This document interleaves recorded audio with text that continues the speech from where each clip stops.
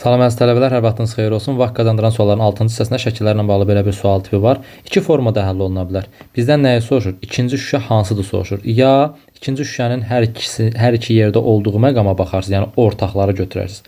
Amma daha sürətli işləmək istəyirsə necə edəcəksiniz? Səndən nə soruşursa, onun olmadığı hissəyə baxıb fərqli variantları çıxmaqla. Əgər mən burada 1 və 3-ün birləşməsini görürəmsə, deməli bu şəkildə 2-yə aid heç nə yoxdur.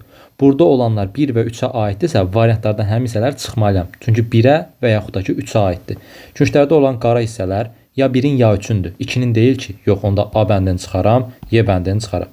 Ortada belə bir plus işarəsi var. Ya 1-indir ya 3-ündür. 2-nin deyil ki, yox onda D bəndini çıxaram.